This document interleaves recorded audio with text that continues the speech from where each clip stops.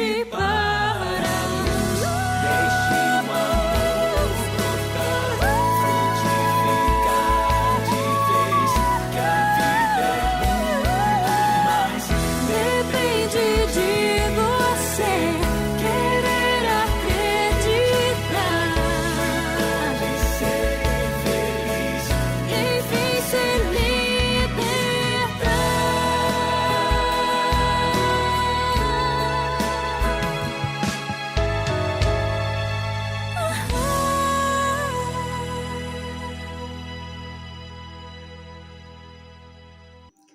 Boa noite, meus irmãos. Sejam todos muito bem-vindos a mais uma noite de estudo na nossa querida Casa da Paz. É sempre muito bom estarmos todos nós juntos, mais uma vez, estudando o Evangelho de Jesus. Isso tudo é muito gratificante para todos nós. Hoje, nós vamos ter a grata felicidade, mais uma vez, do nosso irmão Maurício Mancini, que é do Centro Espírita Paulo de Tarso, que fica em Seropédica, aqui no Rio de Janeiro. Ele vem conversar conosco e o tema dele é uma pergunta para a nossa reflexão. Qual o verdadeiro sentido da vida?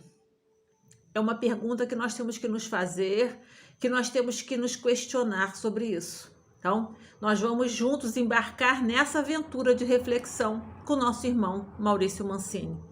E para que a gente possa iniciar fazendo a nossa harmonização e futuramente a nossa prece inicial, nós vamos ler uma página do livro Sobre a Luz do Evangelho. Ele é um livro psicografado por Wellerson Santos e é pelo espírito Fritz Scheine.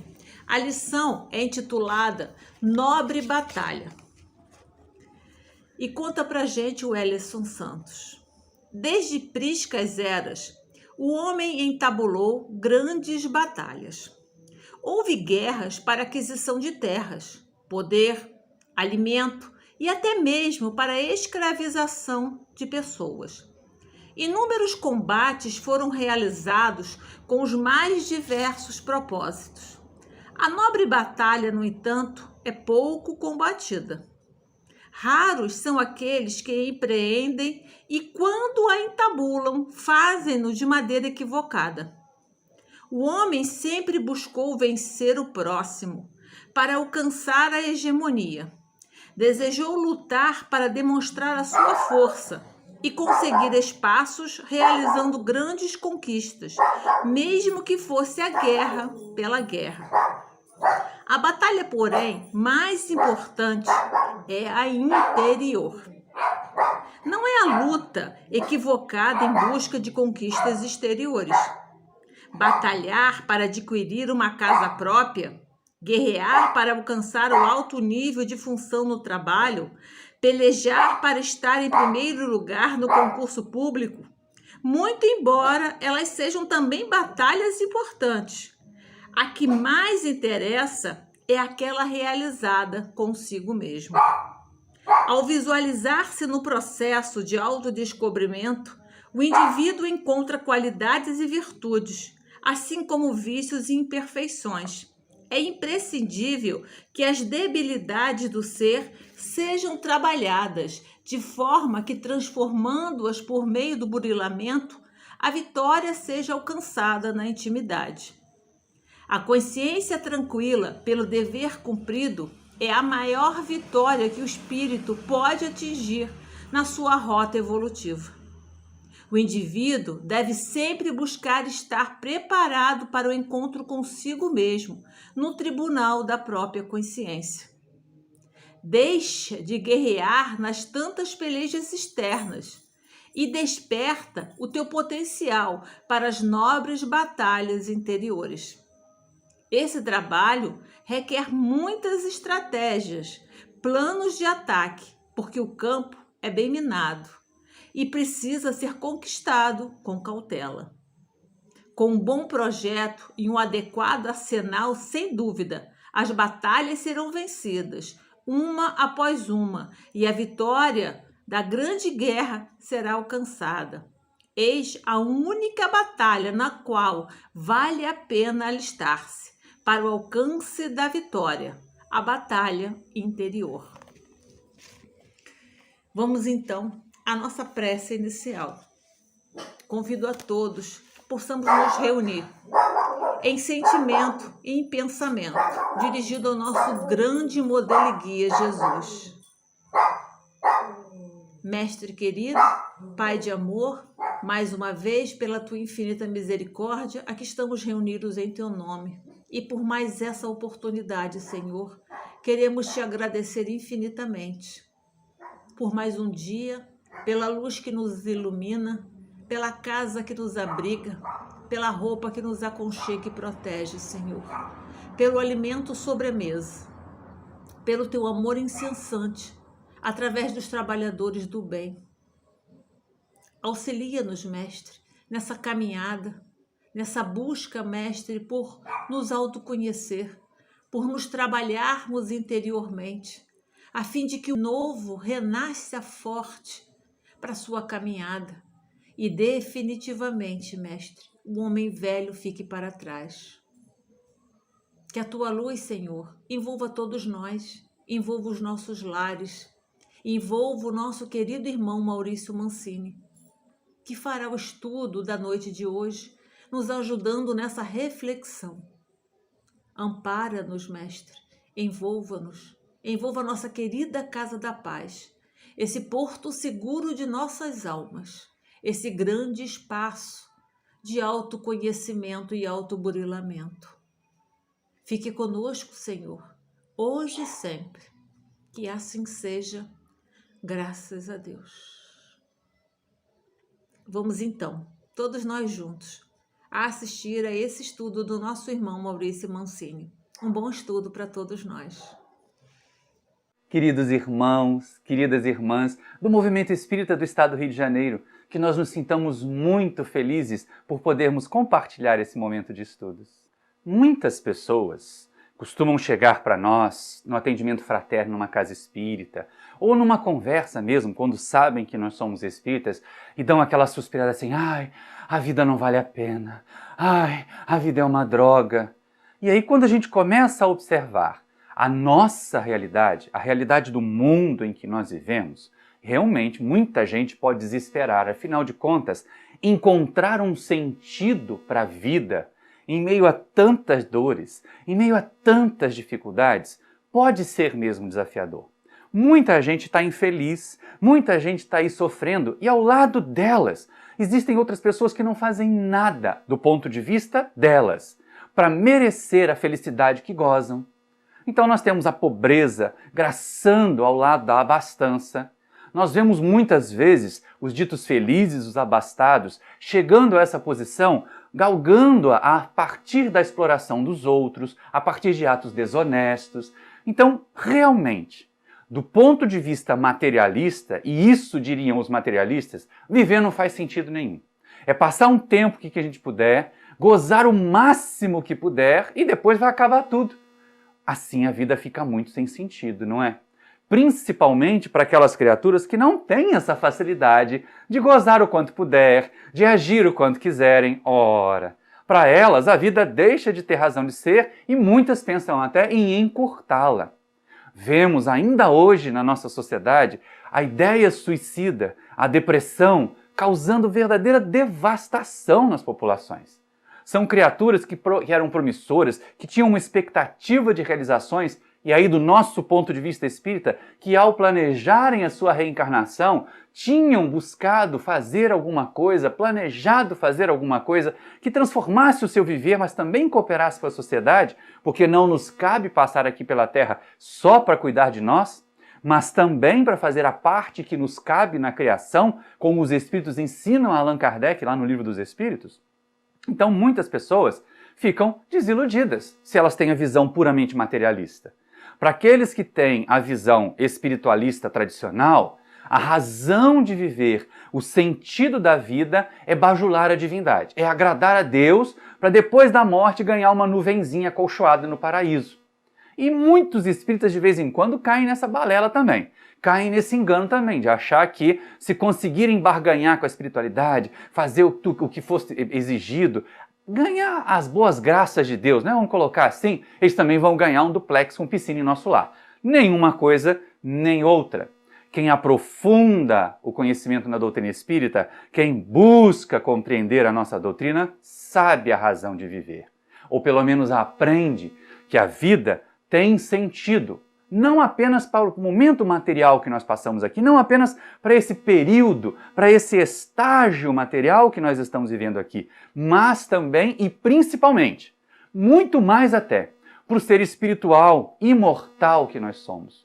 Nós aprendemos com os amigos espirituais quando Allan Kardec pergunta, lá na questão 167 de O Livro dos Espíritos, qual o objetivo da reencarnação? E aí os espíritos respondem que o objetivo da reencarnação é nós nos desenvolvermos, é nós progredirmos, é nós expiarmos também. Expiação, progresso contínuo da humanidade, dizem eles. Sem isso, onde haveria justiça? Então, a parte mais valorizada da resposta não foi expiação, foi exatamente o progresso contínuo. Vemos, então, que o objetivo da vida, pelo menos o objetivo, não vou dizer o sentido ainda, porque sentido é uma coisa mais íntima, é uma coisa que vai tocar mais os nossos sentimentos, mas pelo menos o que toca a nossa razão, e o espírita vai partir do raciocínio para nortear o seu sentimento, nós temos abraçado a tal doutrina da fé raciocinada, então é hora de sermos racionais, é hora de usarmos a nossa capacidade cognitiva para pensar a nossa fé, para raciocinar aquilo que nós dizemos acreditar. Então nós espíritas vamos considerar nessa resposta da questão 167 a valorização que os espíritos deram à segunda parte, que é o progresso contínuo, que é uma razão de justiça, porque se as criaturas tivessem que viver uma única vida e depois viesse um juízo final, aqueles que não começaram com as mesmas condições e não puderam alcançar um patamar evolutivo, já começariam condenados, já começariam excluídos da felicidade. E aqueles que, por um acidente, vamos pensar assim, nasceram com todas as condições, nasceram num ambiente florido, alcançassem a condição de elevação intelectual, moral, ética, que mérito eles teriam, já que eles partiram com todas as facilidades? Então os espíritos ensinam a Allan Kardec que a reencarnação visa o progresso contínuo da humanidade, do ser espiritual. Mas também quando nós temos as nossas complicações, quando o nosso aprendizado é retardado, quando nós temos dificuldade de progredir, os processos de dor surgem, as expiações e as provas se fazem presentes, principalmente nesse planetinha aqui, Terra, que nós estamos vivendo, que nesse século XXI tem passado por bastante tumulto, por muitas movimentações interessantes que fazem as pessoas refletirem a respeito dessas migrações, dessas idas e vindas coletivas de espíritos que estão aqui aportando no planeta e outros que estão nos deixando para continuar o seu progresso em planetas semelhantes. Planetas pelo menos adequados, ajustados à sua condição evolutiva, se eles não estiverem mais na condição evolutiva do planeta Terra. Cada um de nós, cada tarefeiro aqui presente, cada um estudioso, você aí do outro lado da tela, temos o compromisso de contribuir para a evolução nossa e da nossa coletividade. Progresso contínuo, impulsionar a humanidade para progredir.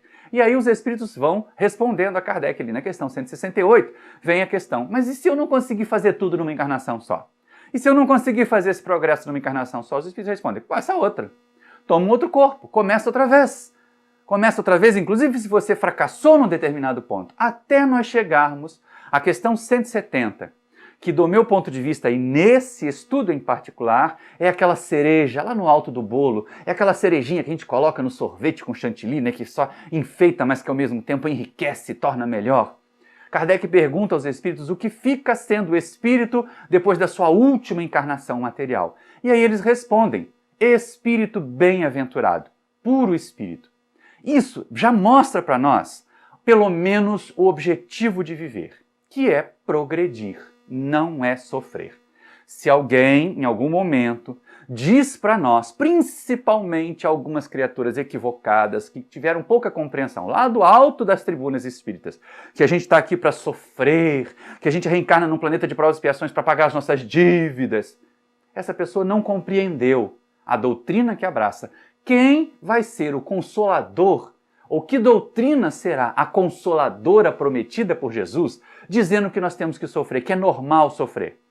Parece até determinados dirigentes assim, não tem problema, todo mundo vai morrer mesmo. Como se a desencarnação coletiva, como se a desencarnação num processo dolorido não pudesse, de alguma maneira, ser contornada, porque as pessoas dizem, estava escrito nas leis divinas que a gente tinha que morrer desse jeito. Não estava. Nós temos um outro estudo sobre fatalidade que eu recomendo que vocês procurem lá no nosso canal. E aí a gente percebe que os espíritos ensinam a Allan Kardec que até esse momento fatal da morte aí não é tão fatal assim. Ele pode ser adiantado se a gente desperdiçar energia e gastar o nosso corpo, e ele pode ser postergado em algumas situações quando isso for útil para o nosso progresso, para o nosso crescimento. São as chamadas moratórias espirituais. Então, nem esse momento da morte aí é tão fatal assim. O que dirá quando a gente percebe as criaturas indiferentes ao sofrimento dos outros, indiferentes à dor alheia, ocupadas apenas com as próprias. Isso é um retardo muito grande, isso é um retrocesso muito grande na nossa sociedade, e a gente, como espírita, precisa estar atento a isso para não se deixar iludir, para não imaginar nesse fatalismo de que tem que ser assim mesmo, de que é Deus que está mandando essa situação, esse dirigente inadequado, incompetente. Não, nós é que colocamos lá pelo nosso voto. Então cabe a nós também fazermos a remoção dele. Como um certo país muito grande aí lá da América do Norte já removeu o dirigente incompetente que eles tinham. Vamos ver como é que nós vamos fazer, como é que nós podemos interagir, agir na sociedade para impulsioná-la, para fazê-la progredir. Essa é a questão. Esse é um dos objetivos. Mas aí voltamos à questão, mas e o sentido da vida? Afinal de contas, por que nós vivemos? Afinal de contas, a vida, ela não está cheia de dificuldades aqui na Terra? Faz muito sentido acreditar num Deus todo de amor, todo de bondade, como as religiões pregam.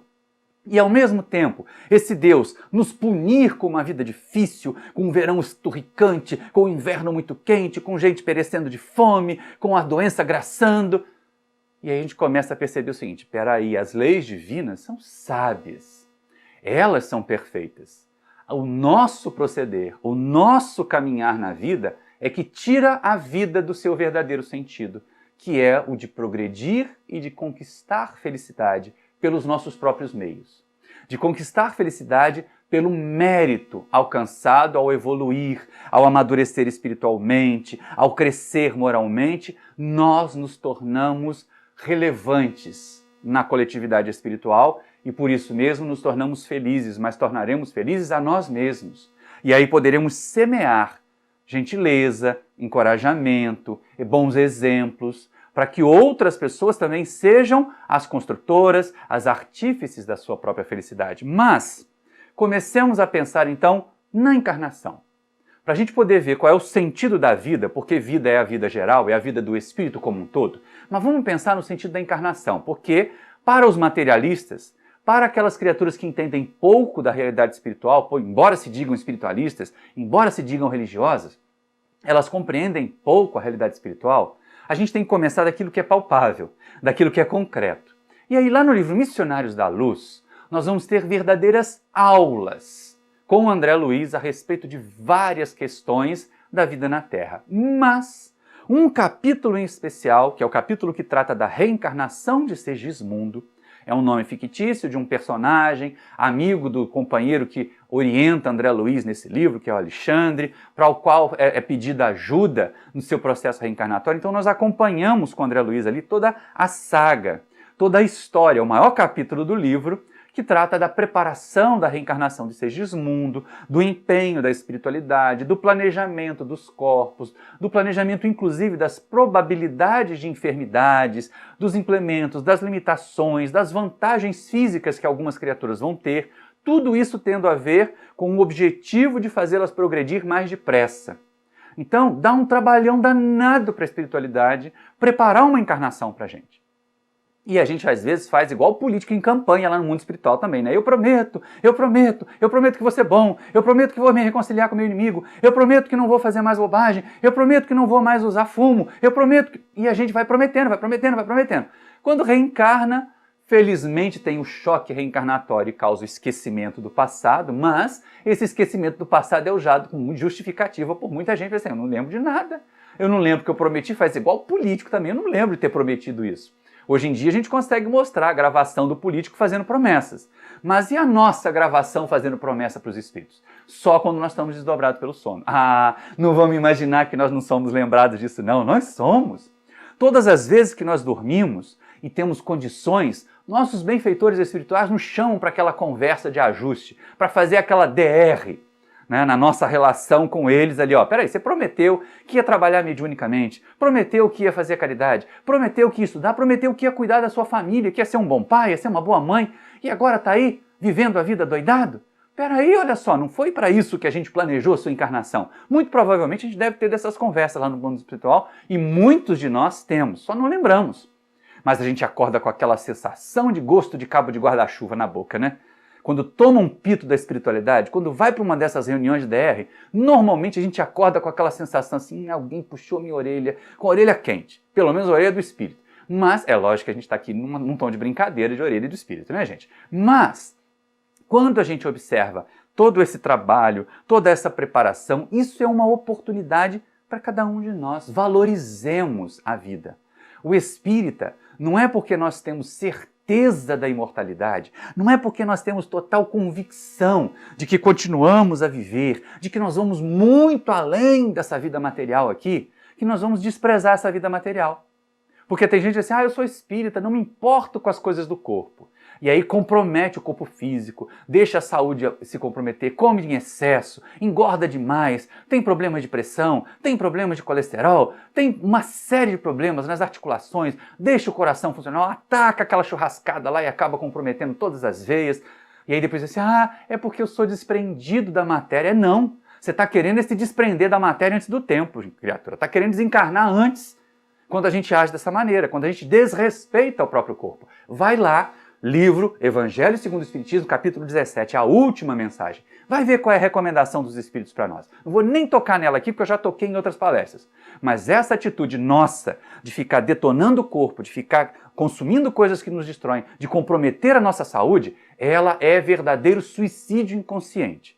E nós temos a necessidade de cuidar deste corpo, dos nossos corpos, né? Vocês que estão aí também, que tem o de vocês, para que eles nos sirvam de instrumento, para que eles nos sirvam de ferramenta. É uma oportunidade preciosíssima. Então, nesta nossa reencarnação, neste processo reencarnatório, o amor de Deus por nós nos permite um processo daquilo que nós precisamos. Se existe essa queixa de qual é o sentido da vida nos atendimentos fraternos, tem uma outra que eu costumo, ou duas outras que eu costumo ouvir muito. As pessoas vão para o atendimento fraterno com aquele ar de piedade, com aquele ar de vítima de Deus, e aí reclamam. Quando não reclamam das doenças, então é o corpo físico que é doente, ela gostaria muito de fazer campanha do quilo, mas não pode andar porque o joelho dói, ele gostaria muito de falar na tribuna, mas ele é gago, então é o corpo que atrapalha, é o corpo que é comprometedor, essa obesidade que não consegue vencer, vive brigando com a balança desde a adolescência e não consegue. E aí, de vez em quando, dá aquela suspirada, e eu só vou ouvindo, né? Respirando fundo também, pedindo apoio à espiritualidade, até porque a gente tem as nossas limitações, até porque também já lutou com a balança durante muitos anos, felizmente agora a gente está na vitória, mas as pessoas de vez em quando dão aquela suspirada assim, eu devo ter o corpo que eu mereço. E aí eu só penso assim, você tem o que precisa, alma penada, você tem o que precisa. É exatamente o corpo que nós precisamos, porque se nós fôssemos com aquele corpo super esbelto, super vigoroso, sem limitações, nós faríamos as mesmas besteiras que fizemos nas encarnações anteriores. Ou se nós tivéssemos um corpo muito limitado, muito linfático, muito comprometido com doença, nós não faríamos nada. E teríamos a justificativa de ficar sentindo pena da gente. Então a gente tem ali na dose certa, né? É uma articulação que não funciona direito, mas as outras funcionam. Não consegue correr muito, mas tem força nos braços o suficiente para fazer trabalhos manuais. E assim por diante. Então é a proposta de superação das limitações físicas. Outra queixa que é muito frequente é assim, eu tenho a família que eu mereço, porque famílias são complicadas. Não vamos imaginar que a nossa parentela, e é exatamente assim que Emmanuel trata lá no livro Caminho, Verdade e Vida. Ele coloca de um lado a família, que são as nossas afinidades espirituais, que são os nossos contatos afetivos, que transcendem a consanguinidade, que não tem nada a ver com o DNA, e coloca do outro lado a parentela. E é interessante porque alguns personagens de humor até falam isso, né? Você não é família, você é parente. Porque de vez em quando tem isso mesmo, né? Ditado antigo que a minha avó dizia, que parentes são meus dentes, de vez em quando eles ainda mordem a minha língua, para mostrar os atritos familiares que muita gente tem. Mas atritos familiares são comuns no planeta de provas e expiações. Não são muitas as famílias enobrecidas, não são muitas as famílias que vivem em plena harmonia coletiva. Não. Sempre tem um momentinho de atrito, sempre tem um problema de monotonia que é quebrada com um charivari, com uma briga, com um desentendimento entre irmãos, com pais que estão passando por problemas financeiros. Então a gente sempre tem dificuldades. E aí respirar e acusar Deus, eu tenho a família que eu mereço. Não tem. Porque se a gente tivesse a família que merece, visava metade dela no hospício num domingo e a outra metade na cadeia no outro domingo. Porque nós ainda estamos muito, muito longe da perfeição. E porque estamos a caminho da perfeição, vamos encontrar ao nosso lado outros espíritos muito, muito longe da perfeição. Então estamos com a experiência que nós precisamos. Isso é o acréscimo de bondade. Isso é o acréscimo de misericórdia de Deus. Ele não nos dá necessariamente aquilo que nós merecemos, mas nos dá aquilo que nós precisamos, num processo educativo, paulatino, lento. Deus não tem pressa em relação a nós. Vamos lembrar, né? Deus é eterno. Então ele não tem pressa se nós vamos chegar à evolução amanhã ou se nós vamos chegar daqui a 1000 séculos em outro planeta. Quem tem que ter pressa de evoluir, quem tem que ter desejo de evoluir mais rápido, como a gente viu lá na questão 170 do Livro dos Espíritos, para parar de sofrer, porque tem muita gente que diz assim, eu tenho que sofrer para evoluir. Não, a gente tem que evoluir para não precisar sofrer. E aí exatamente nisso é que a gente percebe, quem tem que ter essa vontade de acelerar o crescimento somos nós. Porque se nós somos evoluídos ou não somos evoluídos, para Deus não faz diferença.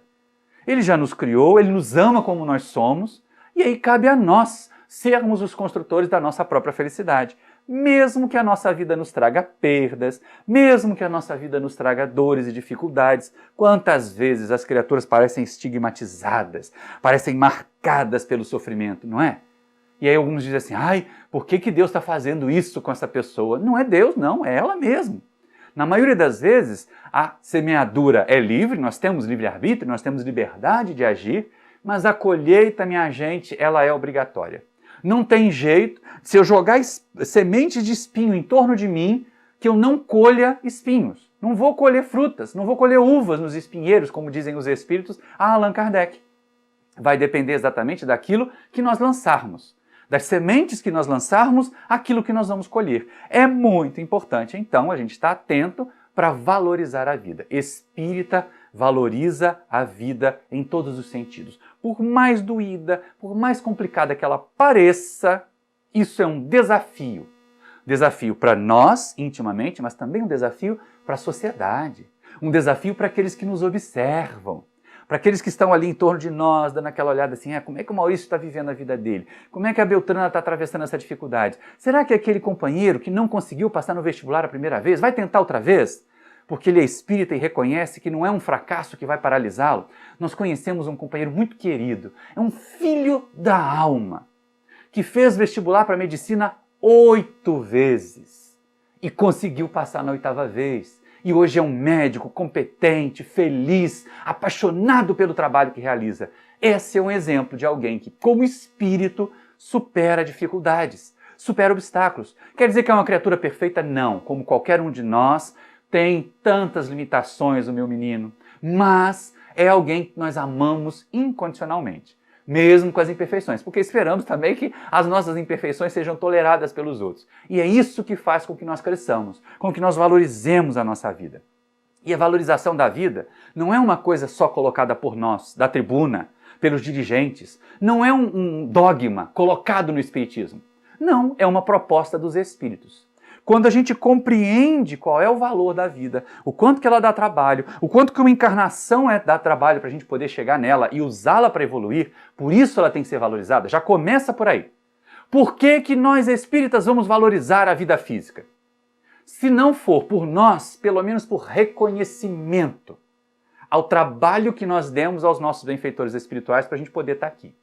Não sabemos quanto eles tiveram que interceder, quanto eles tiveram que trabalhar para a gente poder ter esse corpício aqui, para a gente poder ter essa família aqui, para a gente poder estar nesse centro espírita aqui, para a gente poder estar nessa cidade aqui, para poder ter esse trabalho aqui. Então, tudo isso a gente já tem que reconhecer que alguém se esforçou por nós, alguém intercedeu por nós, por amor a nós. Sem contar que, já vimos no Livro dos Espíritos, já entendemos isso, Para nós, indivíduos, a vida material é matrícula em escola.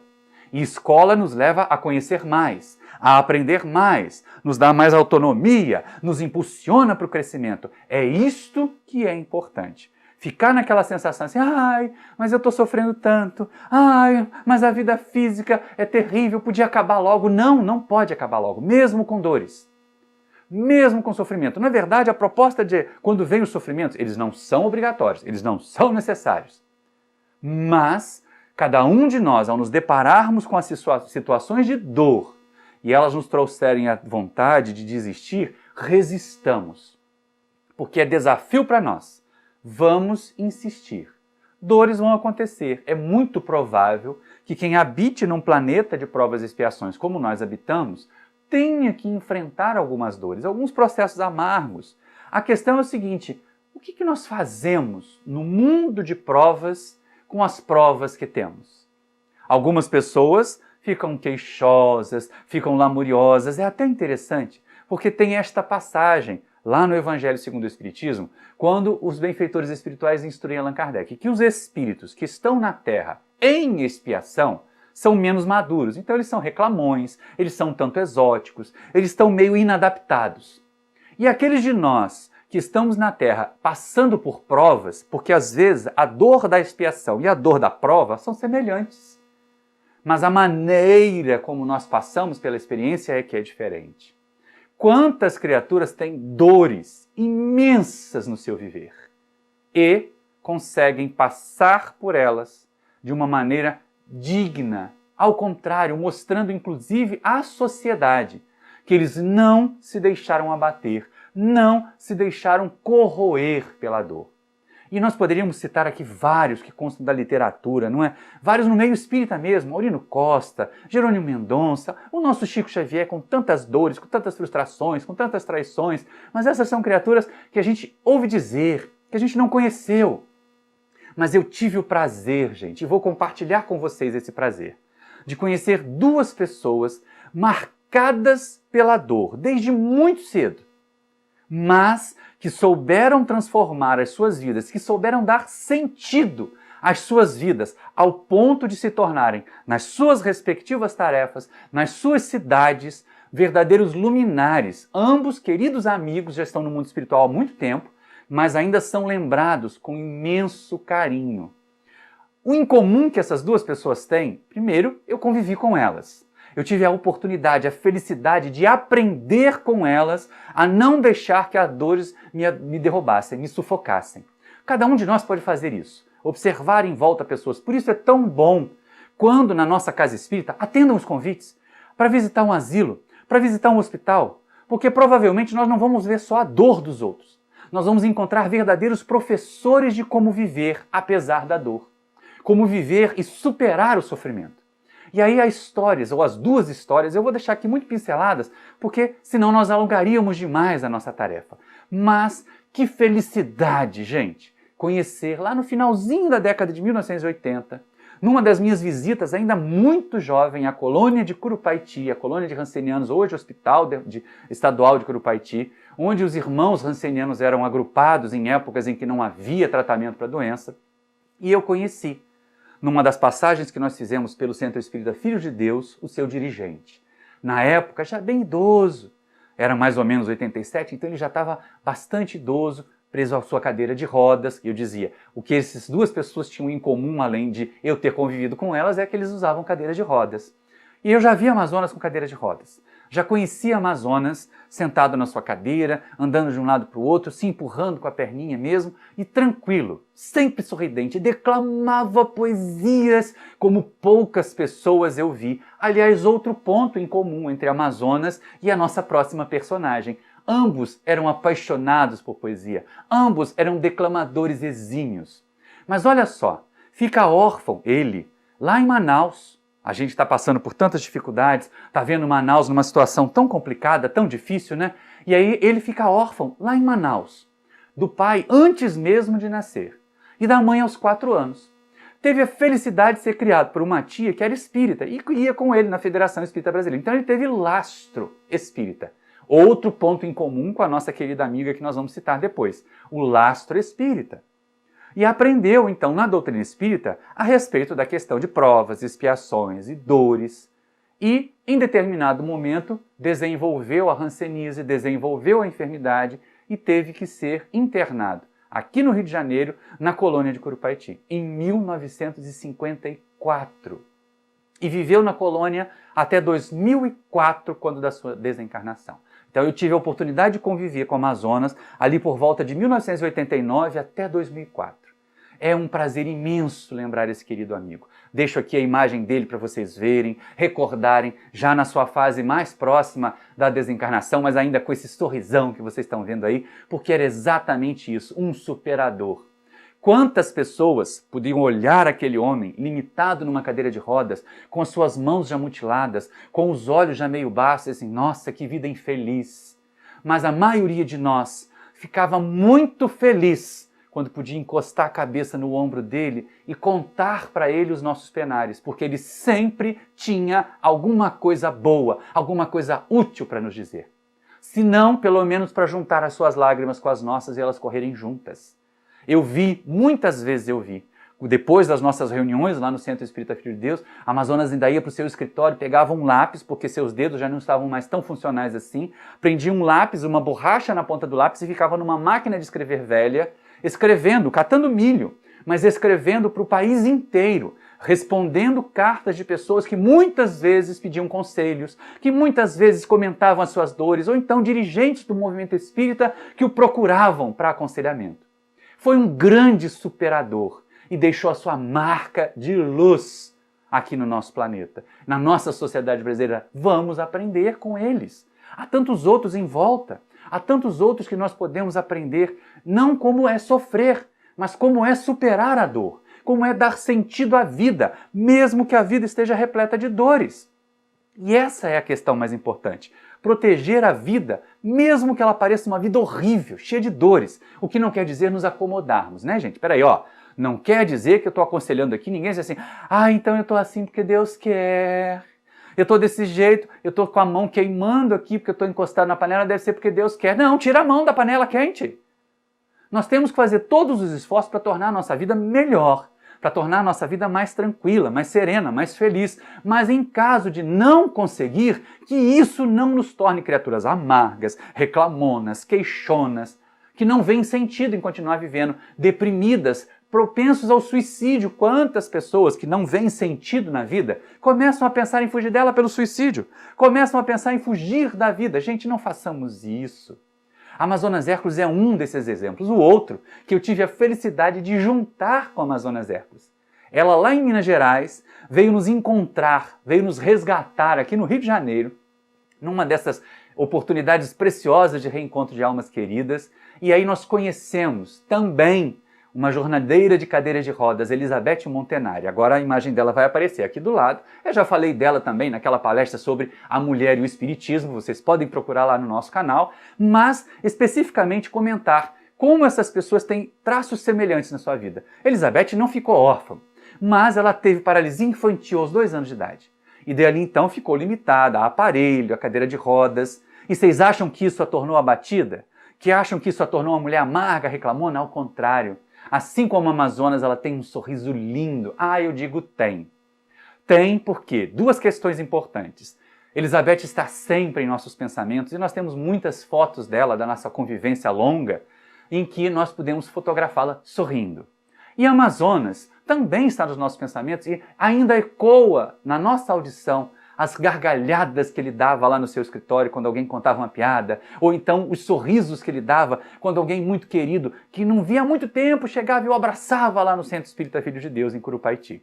Então, o sorriso marcante, o sorriso que iluminava o dia de quem via. E ela era essa pessoa, animada, feliz, uma divulgadora. A tribuna espírita era para ela um segundo lar. Falava de Jesus, falava de amor com muita propriedade. Com muito carinho, declamava também lindamente e tinha principalmente um afeto especial pelos mais jovens. Foi e é uma grande impulsionadora dos jovens espíritas. Não para que os jovens espíritas fizessem aquela coisinha dos grupinhos, mas que os jovens espíritas se tornassem trabalhadores e depois dirigentes do movimento espírita. Na sua cidade, Leopoldina, temos muitos jovens que nós conhecemos na evangelização e que hoje são dirigentes do movimento. Estão lá coordenando a COGEL, coordenando atividades nas casas espíritas, impulsionados pelo contato que tivemos com ela. Todos nós éramos muito jovens em relação a ela naquele momento, mas é uma alma muito querida. E ambos, ela também, superadora das limitações. Sentia dores? Muitas vezes. Tinha dificuldades? Muitas vezes. Problemas familiares? Como nós. Mas jamais deixava de ajudar e jamais deixava de sorrir. Quando eu ficava hospedado na casa dela, era interessante ver que de vez em quando tocava o telefone de madrugada e eu me dava aquele sobressalto, porque a gente dormia no quarto próximo do quarto dela e de repente eu ouvia Elizabeth conversando com alguém, fazendo preces, porque alguém desatinado ligava para ela 2 horas da manhã, 3 horas da manhã, para pedir prece, dizendo que estava se sentindo afligido por espíritos, e ela na maior paciência, na maior tranquilidade, meio sonolenta, mas na maior paciência, fazia preces, orava junto com eles, dava conselhos, com todas as dores, com todos os motivos que tinham para reclamar da vida, nem Elizabeth Montanari, nem Amazonas Hércules se deixaram derrotar pelas adversidades. Eles realmente deram sentido às suas vidas. Está lá o Centro Espírita Filho de Deus até hoje, está lá a COGEL em Leopoldina até hoje. O movimento espírita que foi tocado por essas pessoas é forte, é vigoroso. Então eles deram sentido à sua vida. Mesmo que do ponto de vista materialista, mesmo que do nosso ponto de vista limitado, essas pessoas tivessem vidas que muitos teriam queixas dela. Muitos reclamariam de ter, mas eles não reclamavam. De vez em quando, claro, a dor vinha mais aguda, vinha mais forte, uma traição aqui, uma deserção acolá, que os abatia, mas não por muito tempo. Não vamos imaginar que eram santos. Não, não eram. Assim como nós, tinham as suas dores, tanto no corpo como na alma. Mas eles eram superadores das dores. Então começamos a ver. Dar sentido à vida é fazer a vida ser boa, independente da realidade material que nós temos. É interessante isso. Mais adiante nós vamos lembrar um compositor brasileiro que nada tem a ver com o espiritismo, mas que nos seus momentos de inspiração nos faz refletir sobre o que é a vida. O que é a vida mesmo, né, gente? Qual é o sentido da vida? E aí nós vamos perceber o seguinte: quando Jesus abre os braços à multidão, nos convida, vinde a mim todos vós que estáis aflitos e sobrecarregados, e eu vos aliviarei. Tomai sobre vós o meu jugo, aprendei comigo que sou manso e humilde de coração, porque o meu fardo é leve, o meu jugo é suave. E a gente percebe que esse convite de Jesus ajuda a dar sentido à vida. Vem nos trazer mais sentido à nossa vida. E é muito interessante, é muito felicitador nós termos essa possibilidade no movimento espírita de juntar. Pega o Evangelho segundo o Espiritismo, vai lá, consulta o Novo Testamento, pega o Livro dos Espíritos para esclarecer alguma coisa que vemos ali. E no estudo, na compreensão, aclarando o nosso raciocínio, nós vamos limpar os nossos sentimentos dessas queixas, dessas mágoas, dessas tristezas que tiram da vida o seu sentido, que tiram da vida o seu sabor. A vida precisa ser saborosa, a vida precisa ser saboreada, ela é linda. Temos mais um personagem para lembrar no final, com essa frase mesmo. 2 até, mas vamos adiante porque ainda temos que conversar. O que Jesus quis dizer com isso, né? Tomar o seu jugo. Nós já também falamos sobre isso em outras ocasiões, mas só lembrando, jugo é aquele instrumento de madeira antigo que se colocava no dorso dos bois para que eles não desemparelhassem no carro de bois. Então aquilo era pesado. E Jesus diz, o meu jugo é leve, quer dizer, não demora muito, não é muito pesado. Sem contar que o jugo tem 2 lugares. E aí um deles é o nosso, o outro é o que Jesus está carregando. Ou seja, ele pede que nós andemos na mesma sintonia com ele, no mesmo passo dele, aprender com ele, o mestre compassivo. O mestre que nos vem ensinar a amar, mas também nos vem ensinar a ter energia. Ele é um grande transformador da sua sociedade. Não vamos imaginar Jesus apenas como uma liderança religiosa. Embora ele não tenha se filiado a nenhum partido político, graças a Deus, né, ele teve a sua doutrina promovendo uma grande reforma na sociedade. Antes de Jesus, os valores que imperavam eram os da violência, eram os da riqueza, eram os da dominação. Depois do mestre, prevalecem os valores do afeto, os valores do amor, os valores da fraternidade.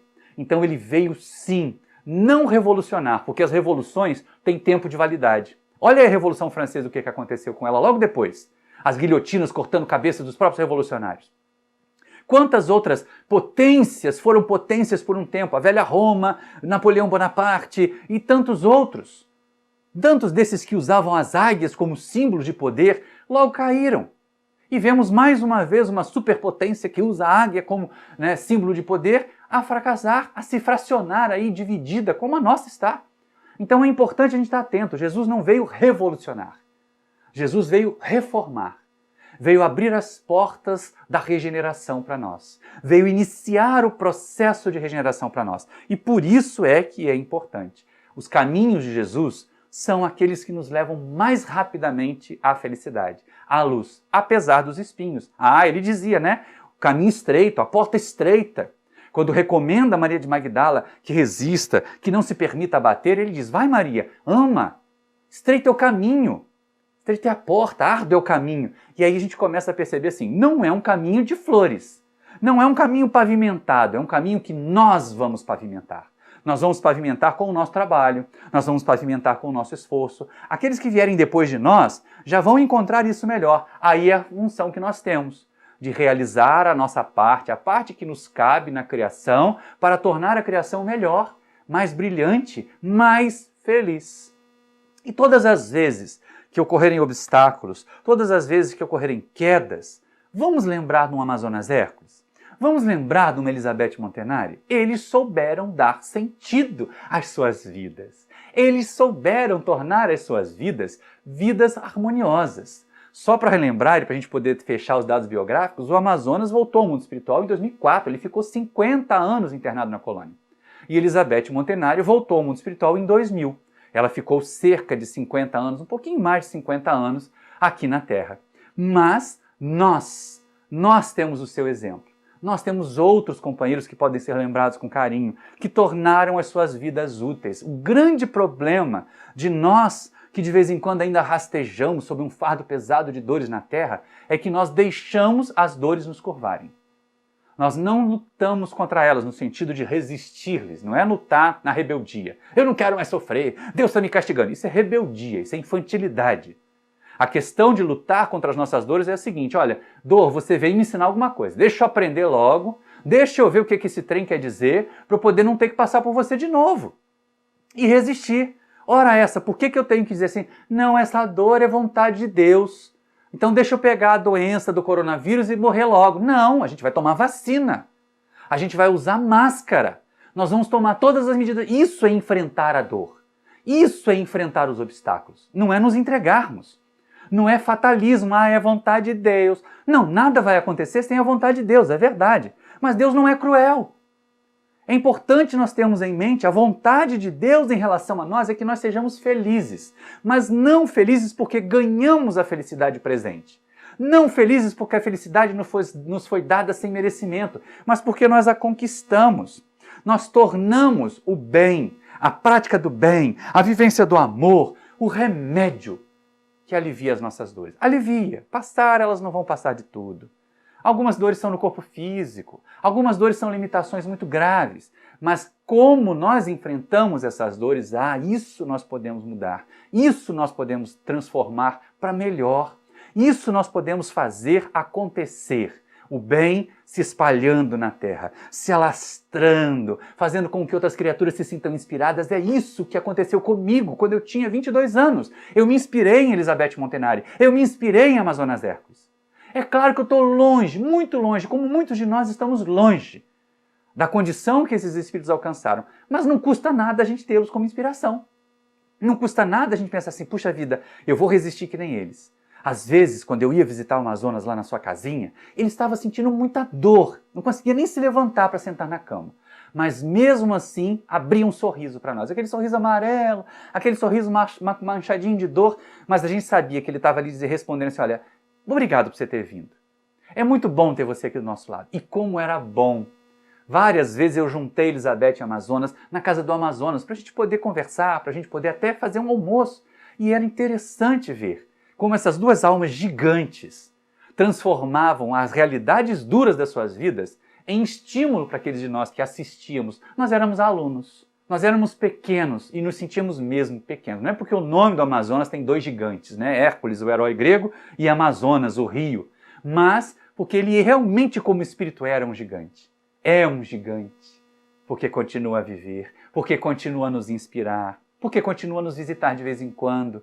Principalmente aqueles que estão militando lá, trabalhando na colônia de Copaiti. Se alguém aí do Centro Espírita Filhos de Deus nos assiste, parabéns, deem prosseguimento, vão adiante com a proposta que a Amazonas tinha, sigam consolando aqueles que vocês puderem.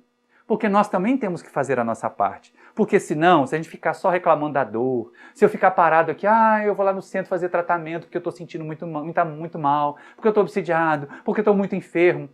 Se nós pararmos para reclamar da dor, vai ser a mesma coisa que parar um carro no meio de uma rodovia muito movimentada. Fatalmente vai haver um choque. Se for uma rodovia de mão dupla, pode haver um choque frontal. Se for uma rodovia de mão única, pode ser que alguém bata na gente para empurrar a gente para frente. Mas vai acontecer um choque. Agora, se mesmo devagarinho eu estiver me esforçando para ir para frente, se mesmo devagarinho eu estiver tentando fazer minha parte, ajudando o quanto que eu posso, a gente não tem que fazer o que os outros fazem. A gente tem que fazer o que a gente pode fazer, de bem, de bom. É isso que é esperado de nós. Deus não espera de nós que nós façamos milagres, mas espera que nós possamos dar sentido à nossa vida. E dar sentido à nossa vida é fazer com que a sociedade cresça, com que o mundo se torne um mundo melhor, com que nós nos tornemos pessoas melhores, mais felizes, mais dedicadas, mais harmoniosas. Tudo isso, gente. Essa é a grande proposta da espiritualidade para nós. Esse é o caminho que nós temos a seguir. E se nós não seguirmos, claro, as dores vão vir, vai vir o choque, vai vir uma grande pancada, vai vir o sofrimento, e aí muitos vão estacionar aqui, eu estou espiando. Vai ficar espiando quanto tempo? Tá? Tem gente que em vez de ficar espiando com X, né, porque é passar pelo sofrimento, está espiando com S. E aí, nesse sotaque que eu tenho fica difícil, mas é espiando com X, que nem fala carioca, ou espiando com S, que nem fala, e é só olhando mesmo. São os espectadores da vida, ficam olhando a vida passar, ficam espiando a vida, mas não espiando. Passando pelas dores, crescendo com elas, aprendendo com elas, se transformando a partir delas. No livro Jesus no Lar, nós temos um caso interessante, uma história interessante que eu uso em algumas palestras já, mas há muito tempo que eu não uso, então ela está cabendo aqui na de hoje. Porque eu usei há muito tempo mesmo, há muito tempo, numa palestra só com essa mensagem, porque é o auxílio mútuo. Ela se encaixa perfeitamente em dar sentido à vida. Porque de vez em quando nós só olhamos para a nossa dor, nós só olhamos para o nosso sofrimento, nós só olhamos para as nossas misérias, para as nossas privações. Porque eu não vou ter aumento esse ano. Gente, quanta gente está sem dinheiro para comer? Né? Mas porque eu estou sentindo dor no joelho. E quanta gente não tem perna? Então, a gente sempre tem a possibilidade de olhar o entorno e ver que nós não somos as piores criaturas, as mais sofredoras do mundo. Mas algumas pessoas sofrem. E aí lá no livro Jesus no Lar, Jesus, no relato de Neio Lúcio, conta uma história. Ele conta que 2 homens que estavam muito doentes, que estavam muito enfermos, eles tinham que sair do seu vilarejo, da cidadezinha onde eles viviam, que não tinha recursos. Parece a situação do Brasil hoje, né, que o pessoal tem que sair do interior para ser tratado de Covid na capital. Mas eles tinham que sair lá do seu vilarejo e ir para uma cidade maior em busca de auxílio médico, em busca de socorro para as suas doenças. Mas era uma longa viagem, então eles eram amigos e foram juntos, com muita dificuldade, com tropeços, sentindo dores, fazendo paradas para respirar, o calor muito forte, até que anoiteceu. E anoiteceu e caiu a temperatura muito rápida, naquelas regiões ocorrem essas variações de temperatura muito rápida. E aí, quando eles estavam caminhando já de noite, começando a ventar muito frio, a chover, e aí eles ouviram um gemido na beira da estrada. Alguém estava gemendo. E mesmo doentes, mesmo sentindo muita dor, eles foram até lá e se aproximaram. E era um garotinho que estava seminu e gelado, sofrendo ali com aquele frio, com aquela tempestade, desmaiado, semi-desmaiado, muito magro, devia estar passando fome. E aí um dos companheiros dizia, ai coitado, vamos levá-lo conosco. E o outro, mais egoísta, mais objetivo, ele vai nos atrasar, nós já estamos sofrendo tanto, nós já estamos com tantas dores, eu não vou fazer isso não. Fica com ele aí, ou então leva você. E foi embora na frente, abandonou o amigo de Jesus. O outro que era generoso, o outro que dava sentido ao viver, aconchegou a criança, se abaixou com dificuldade, colocou a criança no colo, abraçado a si. Juntou a criancinha ao seu corpo e abraçado com ele foi caminhando com mais dificuldade, mais lentamente do que o seu amigo. Quando já estava amanhecendo é que ele conseguiu chegar na tal cidade lá onde tinha socorro médico para todo mundo. E aí entregou a criança para alguém que fosse assisti-la e ele mesmo se permitiu deitar numa maca e receber assistência. Tudo bem. Quando ele começou a recuperar o alento, ele perguntou: mas e o meu amigo? A que horas que ele chegou? Onde é que ele está? Eu gostaria de falar com ele. E as pessoas estranharam: mas não chegou ninguém. Você é o primeiro viajante que chega aqui desde ontem. Não, ele veio na minha frente. Ele saiu na minha frente, estava tendo a tempestade. E aí as pessoas saíram a procurar. Saíram a procurar e acabaram encontrando o cadáver desse homem na beira do caminho. Vencido pelo frio, pela tempestade, pela doença, e sem o calor da criança. Essa é a questão, né? Aquele que auxiliou a criança, aquele que carregou o peso, ele recebeu em troca o calor, a troca de calor com a criança, e conseguiu suportar o frio da noite. Não se deixou vencer pelo frio da noite e conseguiu chegar à cidade. O outro que foi egoísta, que pensou só nele, só tinha o próprio calor, que não foi suficiente. Então Jesus termina essa história lá do livro Jesus no Lar de Neio Lúcio, falando que quando nós auxiliamos, nós somos fortemente auxiliados. Pelo simples ato de fazer o bem, pela simples oportunidade de fazer o bem, nós damos sentido à vida. E aí vem aquela pergunta que o nosso querido, já desencarnado Gonzaguinha faz: o que é a vida? O que é a vida? E aí muitas vezes as pessoas dizem: a vida é sofrimento, a vida é dores, a vida é lamento, a vida é solidão. Não, a vida é alegria, a vida é superação. E é muito interessante ele dizer assim, depois de tantas perguntas, lá no poema, né, lá na letra da música: eu fico com a beleza da resposta das crianças. É a vida e é bonita. E isso é verdade. E ele ainda tem no seu refrão aquilo que nós deveríamos ter pelo refrão da nossa vida, não é? Viver e não ter a vergonha de ser feliz, cantar e cantar e cantar a beleza de ser um eterno aprendiz. Eu sei que a vida devia ser bem melhor e será, mas isso não impede que eu repita: é bonita e é bonita. E assim nós vamos dar sentido à vida. Nós vamos entender, nós vamos superá-la. Querido Amazonas, querida Elizabeth e tantos outros fizeram as suas vidas bonitas, fizeram as suas vidas lindas. E porque fizeram as suas vidas lindas, eles nos inspiram, eles nos ajudam. E já que eu falei de Curupaiti, não há como não lembrar um outro personagem que passou pelas nossas vidas lá, que se chamava Valentina. Conto a sua história no meu livro Parábolas de Boa Noite. Um trechinho de nada, um trechinho pequenininho, o que vale a pena, o que vale contar aqui agora, porque seria longa a sua história. Mas Valentina era uma interna da psiquiatria. Havia sofrido muito, muito mais até no ponto de vista mental do que a Amazonas sofria no corpo. Mas ela estava na psiquiatria quando nós a conhecemos, já no momento em que ela tinha encontrado o sentido da vida. E ela sorria, e ela criava gatos. Mas a doença do corpo foi avançando. E aí, certa vez, numa visita já perto da sua desencarnação, a nossa caravana chegava com muitos jovens. Um deles estava num momento muito crucial da vida, era o do vestibular. Ele não queria deixar de tentar medicina. Não é aquele nosso filho que tentou medicina por 8 anos, não. É um outro querido amigo também. Uma alma muito querida, um filho da alma também. E aí, estava lá entristecido, não se valorizava muito. Quando chegou perto da cama da Valentina, ela perguntou para ele: ei, meu filho, está tudo bem? E ele fez assim: Era muito tenso, era uma criatura muito ansiosa. Pois ela se levantou e olhou para ele e disse assim: não, meu filho, não diga isso. A vida é linda. A vida é tão linda que nós deveríamos ficar de pé, bater palmas para ela e pedir bis. Não é a mesma coisa da poesia do Gonzaguinha? Eu sei, diz ele, que a vida devia ser bem melhor. E será? Será quando? Quando nós fizermos a nossa parte. Será quando? Quando nós dermos sentido à nossa vida. Mas isso não impede que eu repita: a vida é linda, é bonita, é bonita, é bonita a nossa vida. E as crianças conseguem perceber isso. É isso que nós tínhamos como mensagem. Que nós possamos dar sentido à nossa vida, percebendo o quanto nós somos agraciados por Deus. Em vez de ficar esperando um outro milagre de Deus, vamos observar que este é um milagre. Que estarmos encarnados, enquanto tantos espíritos estão sofrendo em regiões inferiores, em podermos realizar aqui o resgate das nossas faltas, o aprendizado para novos cometimentos, nós damos sentido à vida. É isto que dá sentido à vida, viver. E se alguém se sentir feliz, não tenha vergonha. Cante a vida, cante a beleza da vida, cante a oportunidade de estar num centro espírita. Todas as vezes que abrir um livro espírita bom, cante a oportunidade do aprendizado que você vai ter.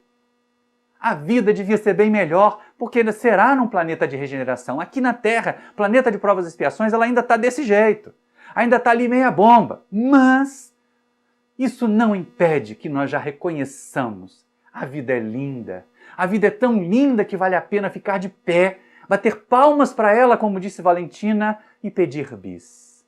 E se nós soubermos viver assim, meus irmãos, minhas irmãs queridas, se nós conseguirmos viver desse jeito, encontrando e dando sentido à vida, porque muitas pessoas querem encontrar o sentido da vida, mas poucos fazem esforços para dar sentido à vida. Eu citei nesse estudo 2 pessoas que eu conheci, que eu tive a felicidade de conhecer e que eles aprenderam a dar sentido às próprias vidas. E dando sentido às próprias vidas, nos estimularam a querer dar sentido às nossas. Então desejamos a vocês que me veem, você que está aí do outro lado da tela, você que está no centro espírita, você que está vendo no seu celular, abrace a vida. Entenda a oportunidade preciosa que você tem, ainda que esteja sofrendo. Pode chorar. Muitas vezes nós vamos chorar ao longo da vida, mas aprenda a sorrir. Aprenda a entender que a vida será tão bela, tão feliz, quanto nós fizermos dela. E muita paz é o que desejo a todos vocês. Muito obrigado pela sua atenção. Ao término das reflexões da noite de hoje, só temos a te agradecer, Jesus. Por isso, elevamos os nossos pensamentos e sentimentos a Ti, Senhor, agradecendo por essa noite bendita. Mestre querido, muito obrigada. Obrigada por essa grande oportunidade, por essa doutrina na nossa jornada, Senhor, nos auxiliando no nosso crescimento e na nossa evolução, nos trazendo o verdadeiro sentido da vida, nos acordando, Senhor, para a nossa caminhada, para a nossa evolução.